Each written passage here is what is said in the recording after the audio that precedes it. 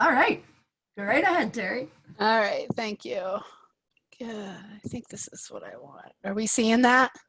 We are. Okay, thank you. Hi, everybody. Thanks for coming. Thanks, some of you, for coming back. That's always nice to see. So tonight, we're going to share with you some of our experiences in teaching students with special needs. I don't think any of us consider ourselves experts in this particular topic, but I think that some of us would probably feel like we could be considered experts in teaching our particular students that receive special education. So, and that's kind of one of the themes of tonight is there is no one answer fits all, just like there isn't for students that receive general education either. And again, we're sharing our personal experiences, so just keep in mind that every school district, every classroom, everything's different. And also, our hope in including this in the new teacher webinar series is that you'll just hear some information that will one day prove to make you more comfortable in the situation that you're going to find yourself in. So that's kind of one of our goals tonight. So we're going to introduce ourselves, tell you a little bit about our background here, and then we'll jump into it. Do you want to go ahead, Becky? Yeah, sure. I'm Becky Sensor. I've been teaching at the Du Bois Area School District. This next year will be my 20th year. And I would definitely not call myself an expert. I would say I learn a little more every year on this topic. And hopefully some of my experiences can be useful to others. Go ahead, Krista. Oh, okay. My name's Krista Kearney. I've been teaching at Shamokin now for 12 years. I've also taught in Maryland and Delaware. And right now I'm teaching pre-K to 6 general music, but I've taught band, orchestra, and chorus pre-K through 12. And my name's Terry Myers. All three of us are mentors in the mentor program. I'm lucky enough to be the current chair right now. I've been teaching for 21 years, K to 6 at a few different school districts. And the position I hold currently, I teach a plethora of students that have IEPs for different reasons, and I also have some self-contained classrooms for autistic support as well. So that's kind of the experience that I'll be speaking from tonight. And we just want to encourage you at any time to jump in. You know, that's one of the beautiful things about this webinar series in particular is that while we've prepared some things we want to share, we know that a lot of you have experience to share as well. And it doesn't matter if you've been teaching for 1 month or 500 months, that we all have experiences we can share. So please, by all means, if there's something you need clarification on or you have a question, jump right in and ask it, type it, or unmute and interrupt us. Or if you have something you want to share just for the good of the cause so we can facilitate that conversation, please join in as well. So I think one of the things that sometimes people struggle with when it comes to talking about special education are the labels. And we are going to get into the terminology, but what I mean by that is how do you refer to the kids? And I just want to encourage you not to be afraid to ask, not to be afraid to speak the words. These are not bad words. They're not something that we shouldn't be speaking about, because anytime you do that, anytime you talk about something as if it shouldn't be out in the open, it puts it into a frame of something that is wrong. And this certainly is not anything that is wrong by any means. So even though it's a huge mouthful, I always like to say students who receive special education rather than special ed students, because I'm labeling them when I do that. And, I'm not perfect. Sometimes I, don't say it the way that I wish I had, but when you identify children over and over again by a label, you just inevitably connect them that way in your mind. And that's the first thing you think of when you think of that child. And you can very much get in your own way of giving your best instruction when you, instead of thinking them as your student perhaps first, you're thinking them as your autistic student, or you're thinking them as your ES student or something like that. So I really do like to kind of phrase it as students who receive special education, because they're students first and foremost to me. So if there's anybody out there that doesn't know what you're going to be walking into in the fall because it's your first position or you're switching schools, one of the expectations of your job you might find is you might have self-contained classrooms. So what that means is there are students that spend the majority of their day in a very a small number of students in the same classroom. Usually they're put in that classroom because on their IEP they've been identified as having the same classification, but that's not always the case. Sometimes that's just the best learning environment for them. So they will be on your schedule coming all together in one. Now, some of those students you might see again in the cycle of your schedule because they might also be mainstreamed or integrated with the other class as well. It just depends on their learning level in music and their learning level overall. So each individual each individual student depends on them. As far as the expectations of other teachers in the building of what you should do, you do not need to feel embarrassed that you're not an expert on it. I've been doing this for a couple decades, and like I told you, I am not an expert on it either. And if there's anyone in my building that thinks I should be an expert, I'm not the fool in the situation. So don't be upset or feel like you can't speak up because you don't know everything.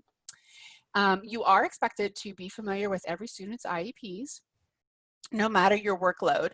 That is absolutely an unbendable rule. You are expected to be familiar with those. I have, on any given year, I can have 150 or more IEPs that I'm expected to be familiar with. Now, there are little tricks you can do so that you can know the things that are most going to be crucial to you in the setting that you see the students, but you are expected to know how to teach them the best of your ability according to that legal document. And then, like we mentioned earlier, what do these students expect from you? They just expect you to do the very best you can. They expect you to treat them as you would in any student and to give them good music education. Are they going to tell you that? Probably not, but I guarantee you that that's what they expect from you and all their teachers. I think Becky's going to tell you about this. Okay, so there's a lot of terminology when it comes to exceptional learners and students who have plans and students who have are on different ends of having special learning relationships. So here's a couple of them that I wanted to share that you're going to definitely find when you teach. So IDEA or IDEA is the Individuals with Disabilities Education Act. And that is a law that states that students with individuals with disabilities in education have special plans, programs, help that they can receive during the school day. An IEP is, and you can read these obviously on the screen, so I don't have to read everything out for you, but an IEP and a GIP sound very similar. They're very different. One is for students who require learning support and some help with their learning during the day, or due to a disability, they might have an IEP. A GIP is for a gifted student. I'm going to talk a little bit more about that because I actually have some experience with that with one of my children, with both of those.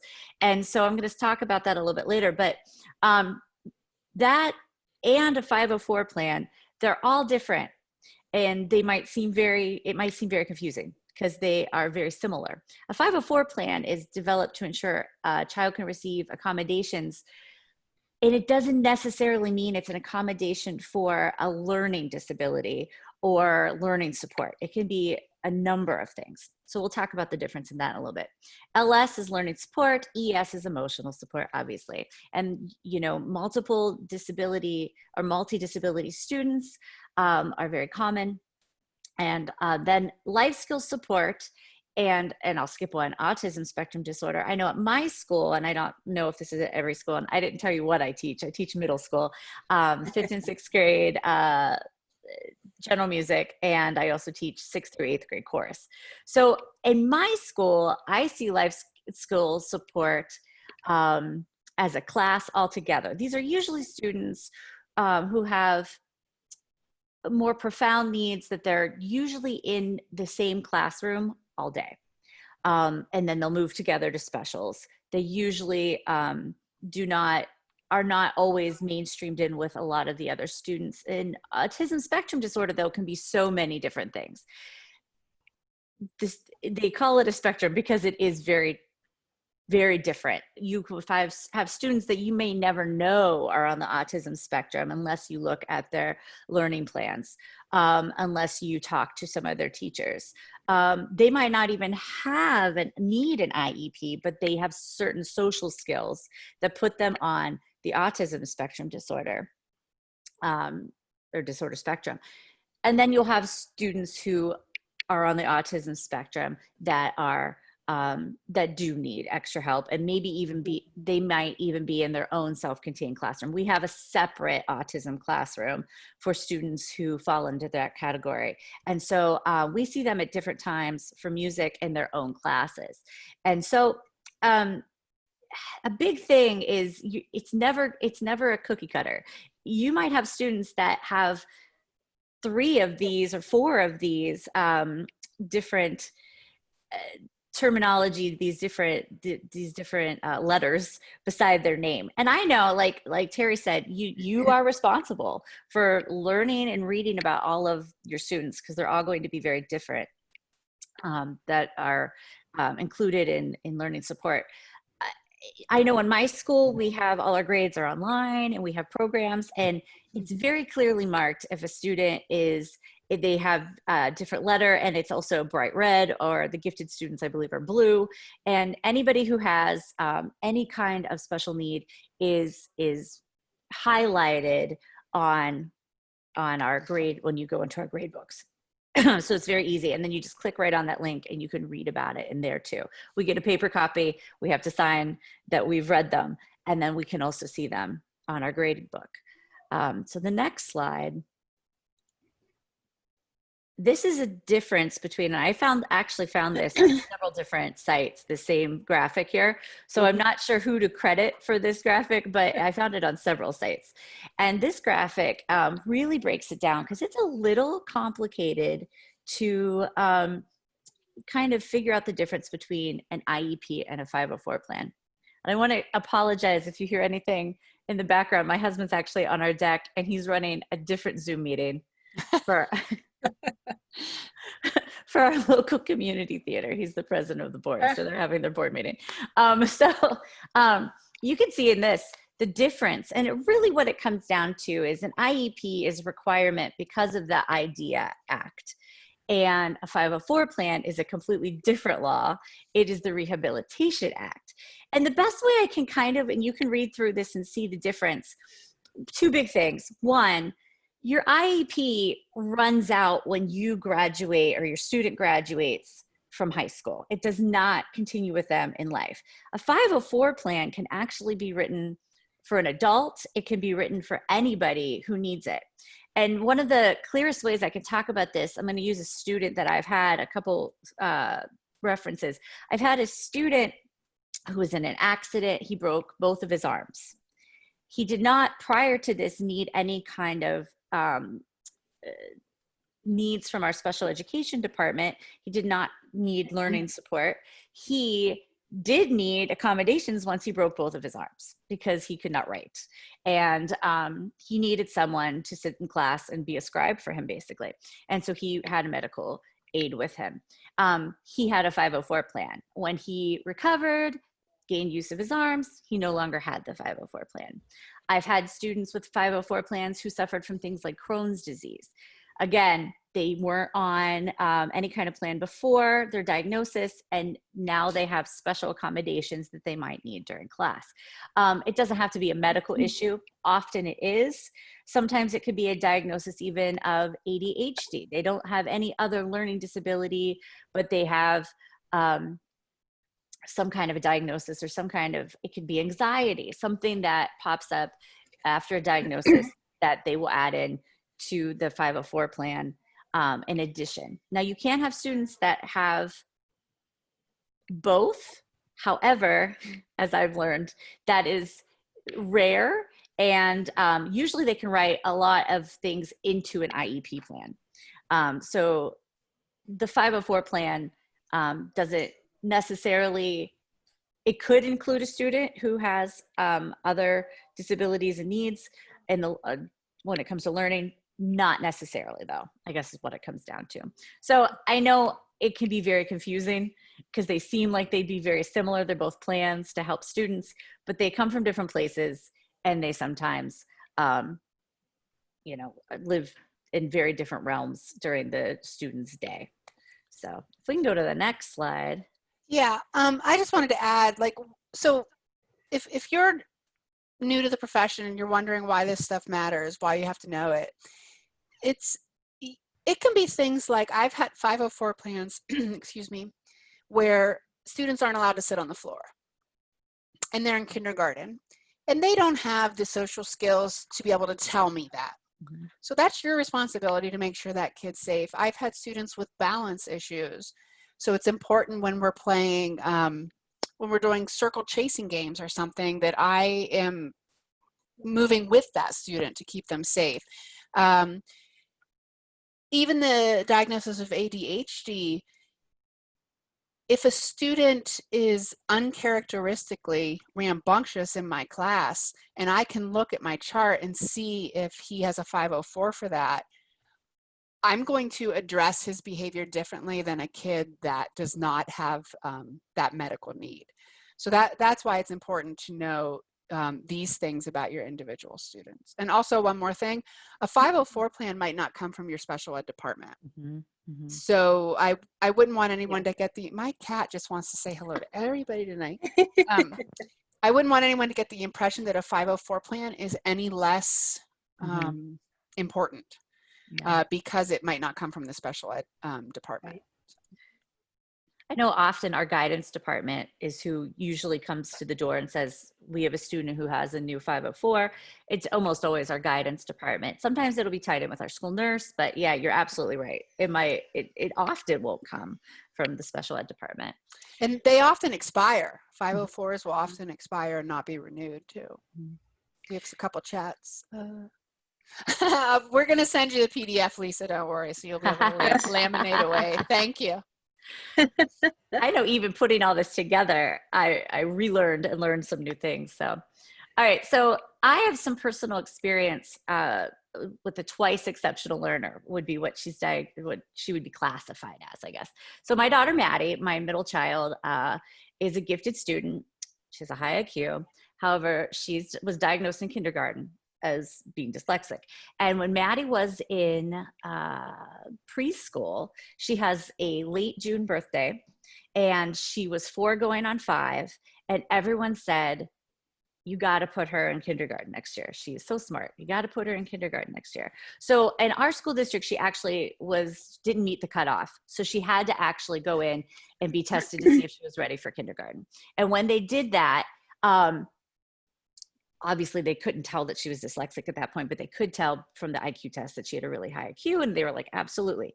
I'm really glad she ended up going to kindergarten early, because by the middle of the year, maybe a little later than that, they were starting to realize that she could fake her way through a lot of things because she could comprehend things and she was intelligent, but she was not catching on to reading like a lot of the other students, or like they thought she should be. And it's actually something kind of runs in her family. She is dyslexic.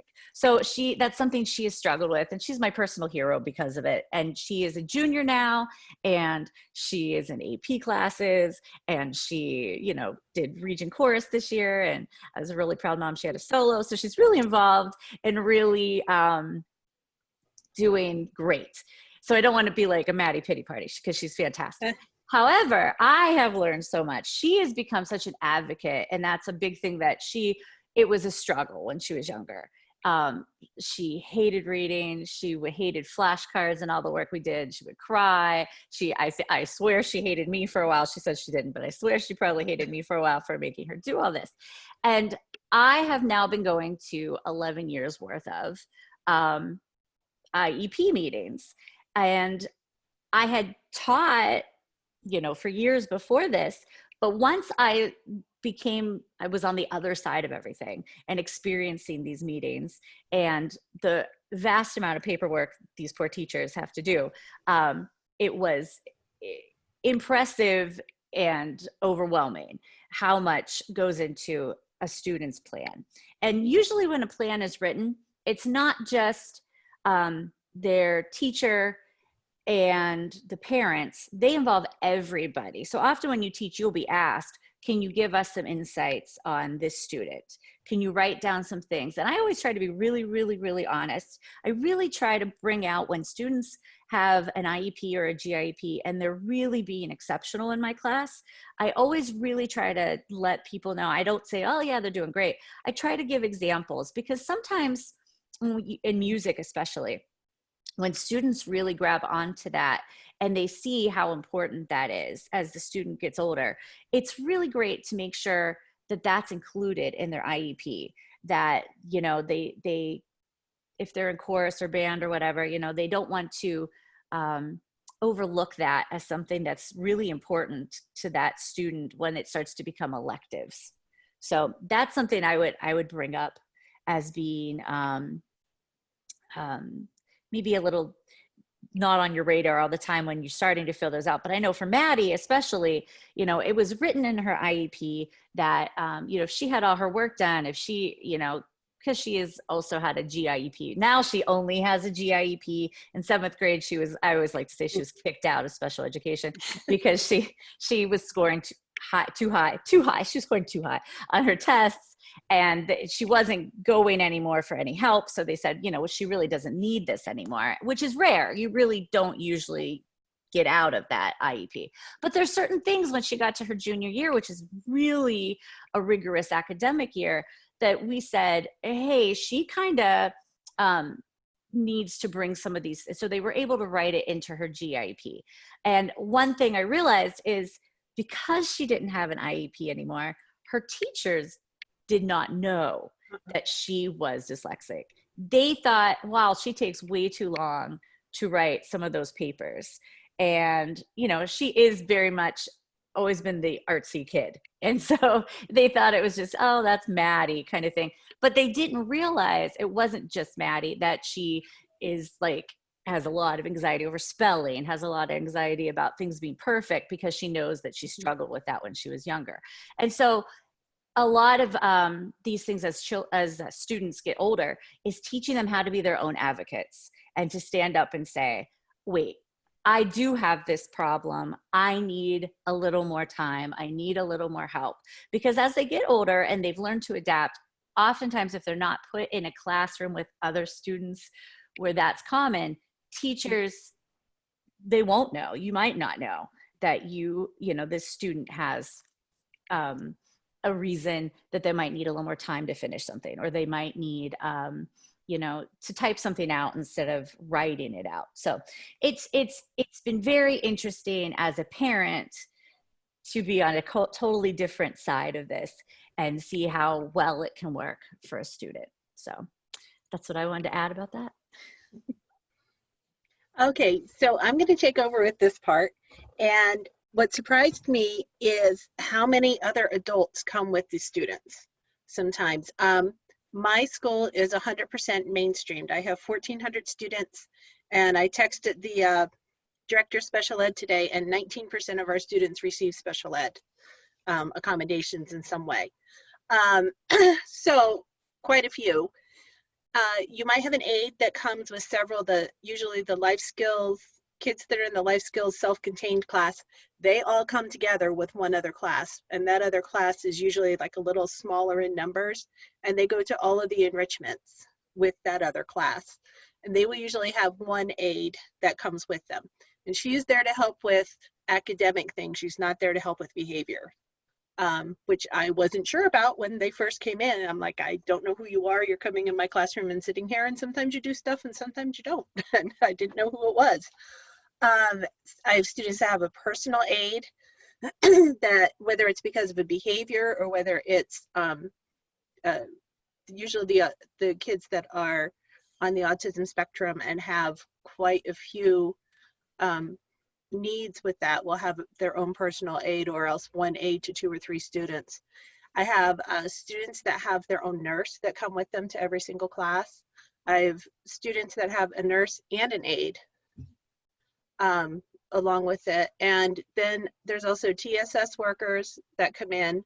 That's usually for behavior thing. I have social workers, and we also have a school-based behavioral health that will come in with our students, and that is, it's not necessarily special education, but it's somebody else that's coming into your class, and a lot of times they kind of overlap because they, I don't know all the ins and outs, but somehow if they have Medicaid, they provide a whole lot of services for the family based at the school, but then also like they'll go to doctor's appointments with them and help them out with other things as well.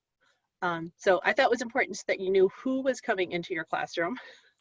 And I also just want to add with the 504 plan, my oldest daughter has a genetic disorder that she doesn't make enough cortisol.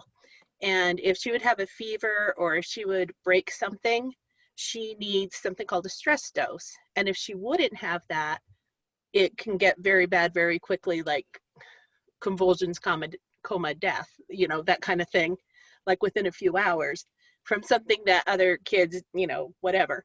So we debated about putting in a 504 plan for her, just for her medical needs, but it ended up that I was working in the same school district she was, so I was literally either in the building or one building over. And I, you know, personally spoke with all of her teachers about, you know, this. But if I was in a different school district, I definitely would have had a 504 plan in place for that. Well, and I think, you know, if someone comes into your room and you don't know why they're there, you know, introduce yourself, ask them their name, ask the student they're with, ask who they're with, you know. And if you're not sure if they should be helping with academics, sometimes it's academic, sometimes they're there to help the kids socially. Sometimes they're there to help students physically. And these things are all listed in the IEP. There'll be a space that says they have to have an aide for so many hours. And in that space, it'll also say what the aide is supposed to be helping with as well. But, and you're going to hear this over and over again today, you can also just ask them or ask all the aides are usually spend most, not always, but usually spend most of their time in a single or perhaps 2 or 3 classrooms during the day. So you can talk to your colleagues in the general education population to ask what they think that that person's role is. But, you know, again, you can just ask. There will also sometimes be observers that come into your classroom and you'll never see them again. They're there to observe a kid, probably to see if they need any additional services or services need to be stopped. They're not needed any longer, things like that. And I just want to say that I have witnessed firsthand that a good aide can change a child's life. Anything you can do to encourage aides to facilitate learning for the students they're with, whether again that's social or physical or academic or all in musically, you should feel comfortable doing that. I don't know if this is like it is everywhere, if this is the same thing for everywhere, but where I work, when the aides are in our room, we are considered their bosses. So if there's something that they are doing that they shouldn't be, eating, reading the paper, on their cell phones, it is my job to stop that behavior. Now, if I don't take that very uncomfortable step for me, because I will avoid confrontation above all else, if I don't take that step, then it's my fault that that person is not doing their job, and it's my fault that that kid is not getting the help they need. Oftentimes, because our classrooms and ensembles can be fun and they can be really engaging for the students, I think sometimes the perception is that the kid's okay, they don't need me, or because we're not doing, let's say the student typically struggles in math and we're not specifically dealing with math, the aide might think that their responsibility isn't needed right now. And that is, they wouldn't be there with the kid in music if they didn't have an expectation to be helping in some way. So it can be really uncomfortable because they don't get paid what they should. And so it's really hard to expect them to do even more and have that conversation. But if your purpose is to make sure the kid's getting the best education possible, then I don't know how you can go wrong. So just something to keep in mind, because like I said, I've seen good aides change children's lives. Okay, so some of the accommodations, you have to keep in mind that they need to be in the least restrictive environment. You need to make sure that you're doing age-appropriate activities with them and have them do as much as possible with their peers. You might, because of the accommodations, it might be, they are near you all the time. It might be something that you change for them. I had a student who had cerebral palsy and a few other things. And I took a recorder to the occupational therapist for the school district, and she completely modified it with foam and different things so that he was able to be successful with it. I have other students that, a lot of times once they get older, I ask them, I'll say, okay, this is what we're doing. How can I help you do this? And a lot of times they'll come up with it themselves, or if it's beyond them, I mean, especially like starting in about 3rd or 4th grade, they'll tell you what they need. They'll say, oh, well, I need to do this, or I need, Miss Sally to help me with this, and then I can do it. And a lot of times they just come up with that on their own. For me, like I'm a mom and I'm a fixer, and I always like want to help and do too much. So it's hard for me to stand back and let the kids do that. But it's so important that you do that you let the kids, like practice being their own advocate. And also, it's just so much better if they can say, hey, I figured out how to do this, or hey, I was thinking and this is how I can do it, rather than you saying, oh no, honey, no way, don't do it this way, you do it this way. It's just a world of difference. And everybody can have success. And I've been teaching for just about 25 years. And on the next slide, I have some examples of things that have been either where my school district is at, or that my children who have now attended another school district where, things I've seen over the years that I just thought were worth mentioning because they were just wonderful and things that you wouldn't even think would be able to happen.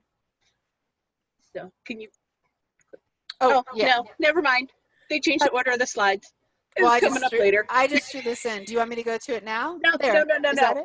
No, I've talked a lot. Go ahead. Okay. All right. Okay. So before we go on to these resources here, because I don't think we have a slide about this, and correct me if I'm wrong, ladies, but I don't think we have a slide designated as emotional support, right? I didn't think so. Okay. So I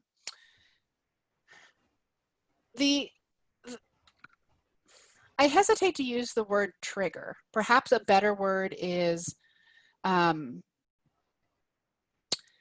patterns of behavior that lead to inability to deal with a situation. But a lot of times you'll hear people talk about triggers for kids that receive emotional support.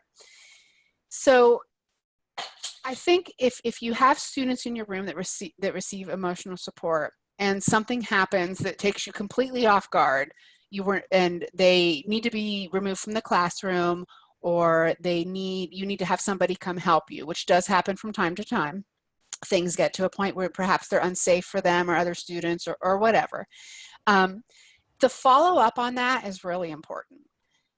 It's important that you go to the people that work with that child the most closely and explain to them what happened from your perspective, because sometimes they're going to be able to give you feedback as simple as they haven't learned how to cope with losing the game yet. Well, now you know that. Now you can, the next time you want to do a game in your classroom, you can provide an out. Or sometimes they'll suggest, if you just tell them before you start the game, if you just explain to them that someone's going to win and someone's going to lose, sometimes just preparing the student ahead of time for the event that they have trouble dealing with when it catches them off guard can make all the difference in that student's entire day. So it's the reason I bring it up is because it's not the kind of thing that's going to be always documented. And it can definitely catch you by surprise. And so again, we come back to this idea that you have to communicate with the other faculty and aides and adults in your building in general. And the other point is, you know, all these students that are receiving these services, they're receiving these services whether they're in your room or not. So anything that they respond to or don't respond to, it's important that you don't take it personally. It's part of how they learn. And so it becomes part of how you teach, how you instruct. Anything else about students that receive emotional support you wanted to add? I would just say that I know middle school kids, it's interesting seeing kids, I mean, middle school in general, you know, it's interesting how much they can grow and change. And I know seeing kids, especially with chorus, 3 years in a row, 4 years in a row now that we're 5 through 8, I'm thinking of a particular student right now. And he would have, even as an 8th grader, he would have a chart that he carried around with him every day. And I would give him points, and it was 0 to 3, basically, points. And he would come up very discreetly with it folded and hand it to me. And I knew exactly what it was. And, you know, I have twice a week for choir. And I would, you know, kind of act like I wasn't doing much and kind of add it to my clipboard and write some stuff down. And the other kids, maybe they knew, maybe they didn't know. No one really said anything about it. But his just elation when I would give him a 3 out of 3 because he was singing great that day, you know, it really meant so much to him that he had, and he would always say how much he loved chorus. But when we ended on, you know, the year online and everything, he sent me a message, and several of my 8th graders, you know, sent me messages, but he sent me a message that meant so much to me about how chorus was just like every day, his stress-free place, the place he could be himself. And it meant the world to me. So it's, again, obviously we all love music. We wouldn't teach it if we didn't, but sometimes these special classes in the arts can be so important to students with emotional support students, or, you know, a lot of other things that are going on in their life, students. But I know it's really affected me personally when you have the students. But I would say if he was having a bad day, just to kind of back what Terry said, if he was having a bad day, the first thing I would do is call we team, because we're at the middle school, so we have 2 teams for each grade. I would call his emotional support teacher for their team, and I would say, I don't know what's going on with so-and-so, but this is how they were in my class today. And I would often those days, I would tell him, you know what, I'm going to assign that later. I want to talk to Mrs. So-and-so, because I wanted to get a background of what was going on before he came to me, because maybe something happened in my class. Maybe somebody said something to him and I didn't catch it. Maybe it was, you know, something happened in the hall on his way there. Maybe he's had a bad day all day. I don't know. So I do think that communication with teachers that see them more often than we do is really important. Yeah. Well, and sometimes their answer is going to be, yeah, we don't know why. Yeah. Yeah. Exactly. They haven't, Yeah. that student has not figured out a way to communicate what they need yet. And so that happens. And sometimes in their documents will be specific de-escalation techniques that work for that student, a phrase or even sometimes a gesture. So it's, again, we go back to the documents, how important that is. So I just wanted to talk, oh, did I interrupt you? Oh, no, I was just going to say, that just reminded me, I did have a student 2 years ago who it was actually, I don't know if it was written down anywhere, but her teacher, the thing they would do when she started to get riled up and combative is they would say, do you want to go to Mrs. Sensor's room for a little bit? And I knew it. And they would send her down, and I have this, like, I call it the listening lounge in my room. It's a beanbag chair and some other things. And she would just come in and she'd give me this look like, I'm here. You know what I mean? And I would just let her come in and sit down, and she would just chill. She would read a book, or she would put on headphones and listen to music, and she would just calm down, and then she would just leave and go back to class. And I'd usually do a follow-up phone call to make sure she got to class. But it was just something that, do you need to go to Mrs. Sensor's room? Because that was a place where she felt like she could calm down. So I'm going to share with you some teaching strategies that I kind of go to when I'm planning my general music lessons. And while this is specific K to 6, I'm going to try to approach it generally enough that I think it would work for older students as well. Just these couple of tips. Kind of like, I really feel like everything we've been discussing tonight is kind of a K to 12. I don't think we're being very specific about any particular grade level. Don't be afraid of repetition or routine. It's very opposite of how we typically instruct, but in the self-contained classes, I do the same hello song and the same goodbye song, and I have for years. I have students that won't leave until I sing a phrase of it, because that signals to them that it's time to go. I have students, sometimes they arrive late because they've been to the restroom or something, and I have to stop and sing the hello song to the student that arrived late. Otherwise, they aren't prepared to participate in music class. So don't be afraid of that repetition and routine. If you do a song or an activity with your students, and the entire group or the majority or even just one responds to it immediately and they ask for it again, it's okay to do it again. It's okay if it breaks your plan and you feel like they aren't learning something. They are. This is how they're being social with you. This is how they're being social with the people around them. They're telling you they like something, and for some of them, that's a big accomplishment for them to be able to express themselves in that way, and that's okay.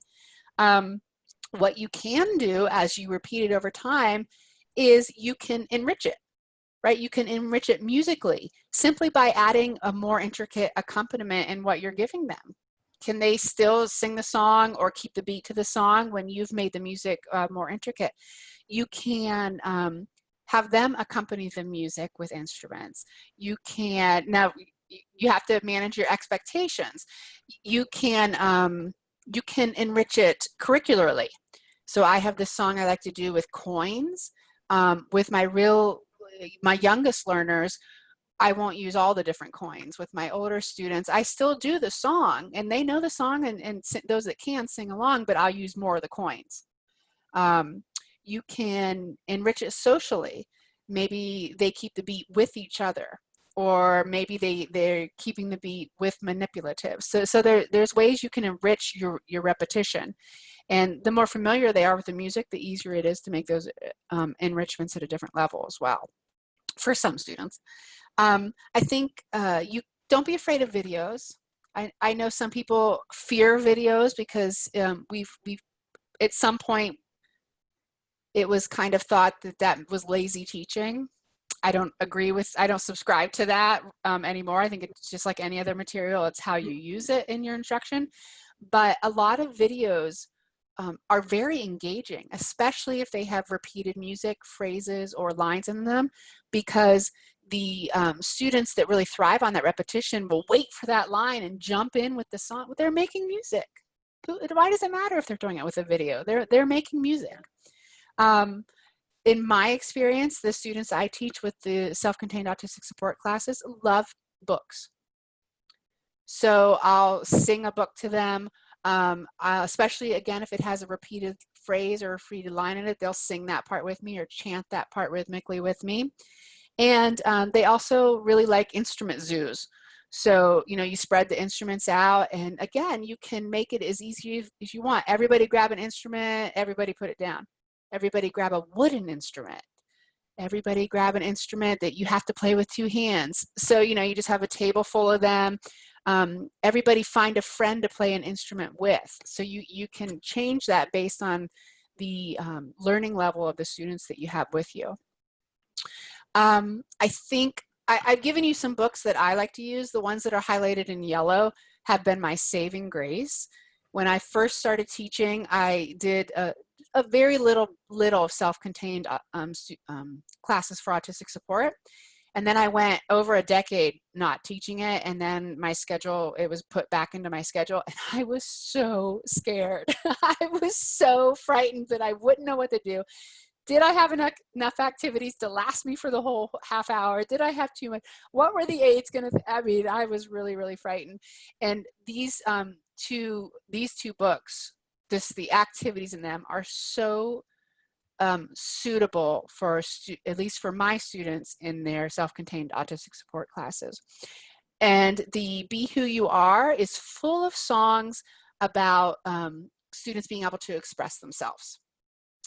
And the one at the bottom, the Listen, Sing, Rattle, Ding, is kind of a new one. And it has a ton of songs that you can add instruments to. So I don't know if you're familiar with the song Hunk of Tin. Sometimes it's called Honk, Honk, Rattle, Rattle, Crash, Crash, Beep, Beep.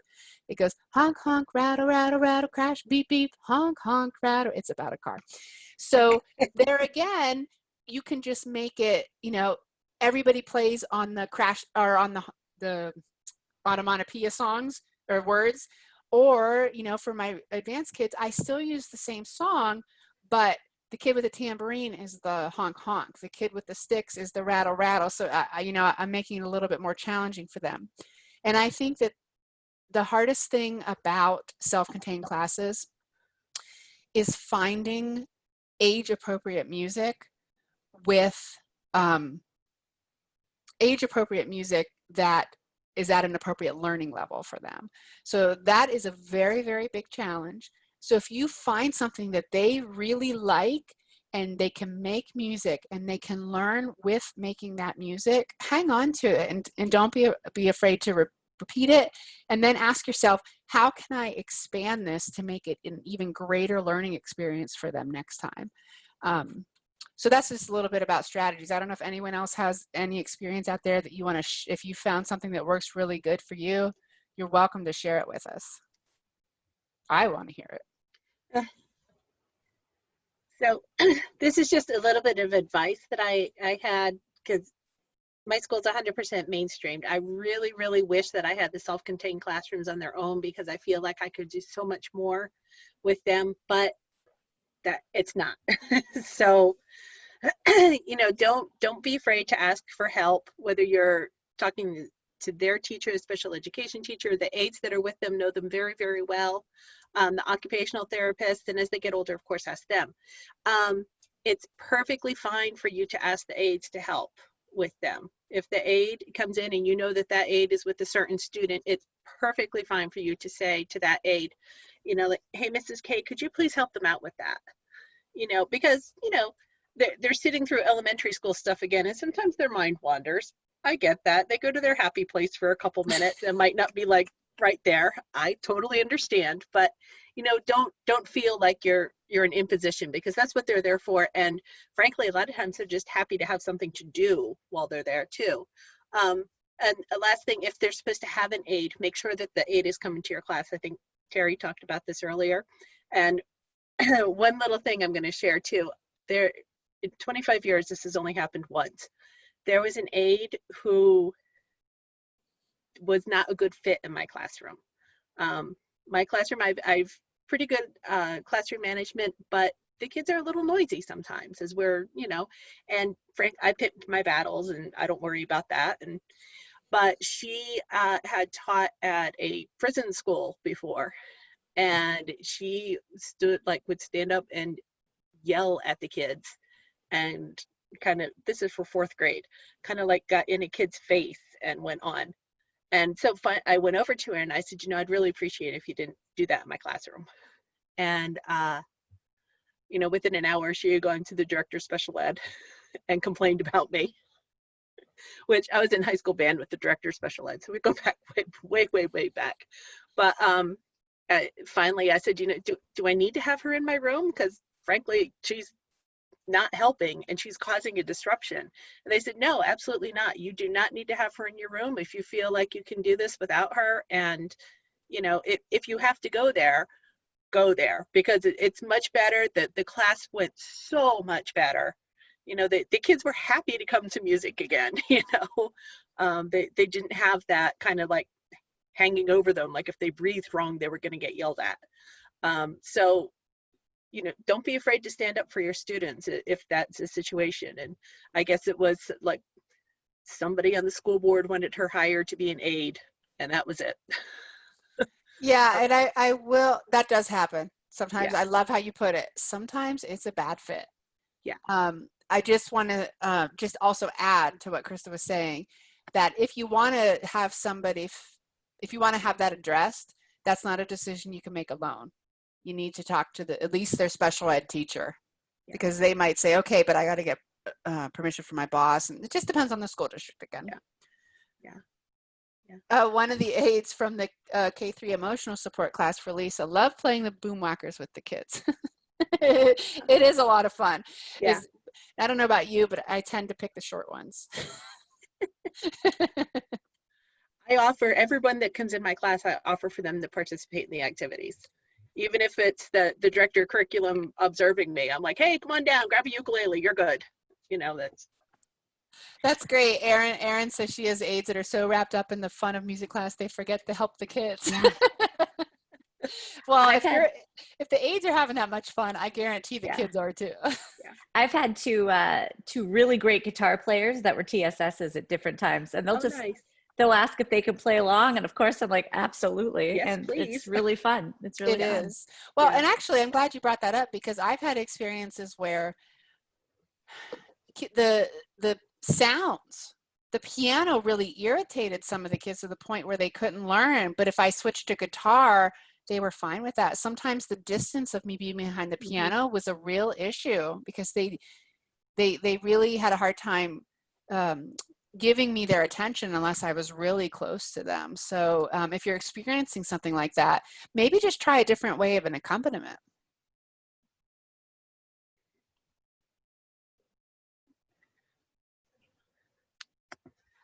I'm doing a lot of talking. I didn't realize I had so much that I wrote down for this, but you can all read. But these are just, I do so much better if I have it in front of me, because I forget about it if I don't. But just some highlights. When I taught middle school band, there was a girl in the high school orchestra who was born without a left arm, but she was still able to play violin. The orchestra teacher at the time figured it out. They had her hold it with her right hand instead of with her left hand. She held the bow with her, or I always say it wrong, prosthesis. And she was a valuable member and did a great job. My daughter's high school band, there was a boy who had severe cerebral palsy and autism. He played baritone. He didn't just, play drums or cymbals or give him a tambourine and sit him to the side, but he played baritone and he marched in the show with everybody. Usually one of his parents was one of the chaperones, but he came to every football game. He was still a member of the concert band. The one thing that would fluster him was getting the music up. And so, the kids in his section helped him, and that was it. The next example is one of my favorites, when they said, oh, the director of special ed came to me and said, he's not allowed in school anymore because he attacked the school police officer, but we want you to give him drum lessons. And I'm like, oh, so you're going to give him sticks and put him in a little room with me? Okay.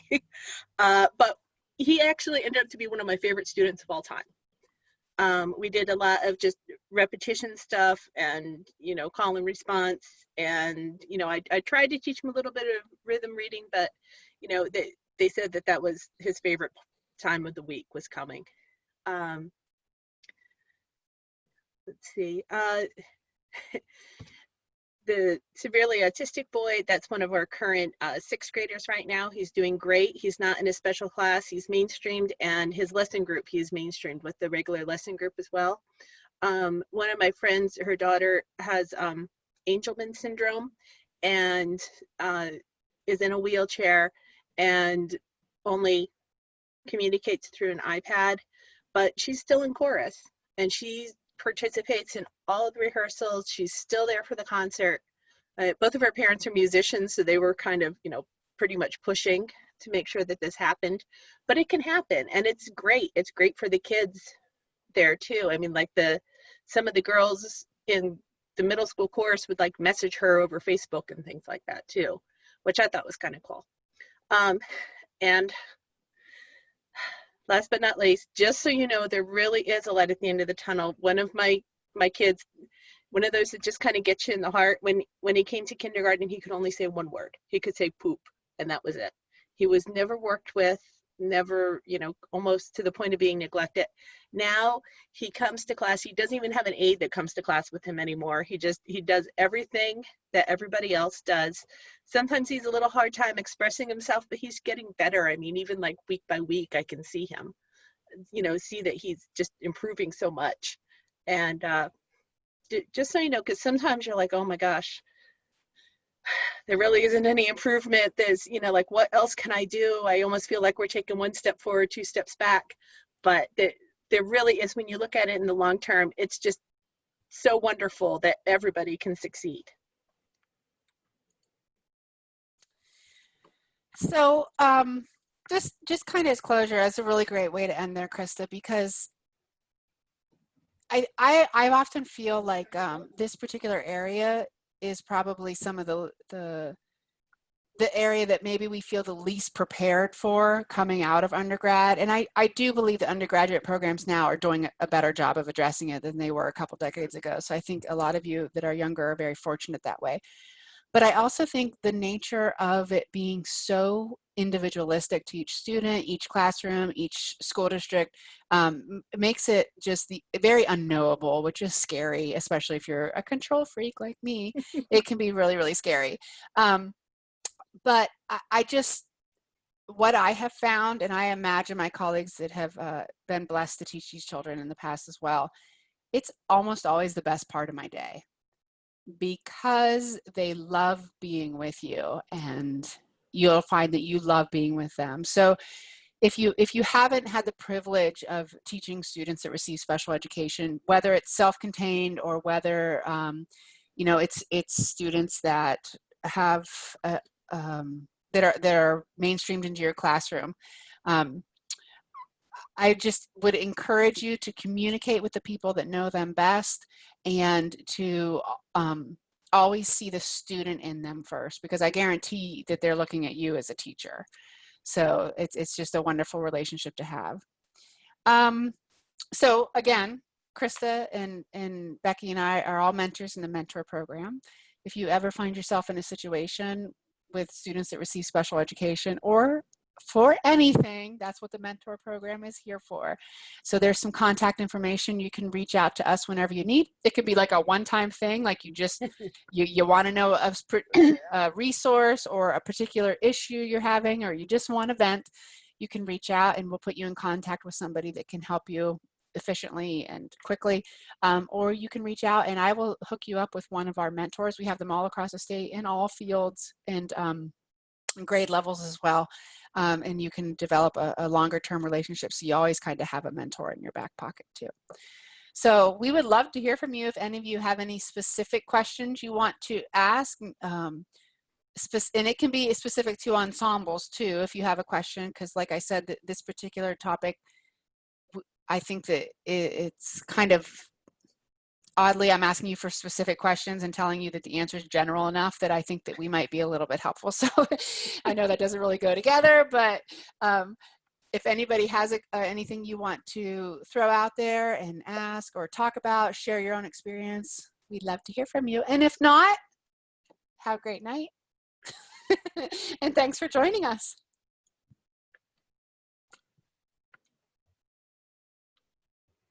Thanks for coming, Lisa.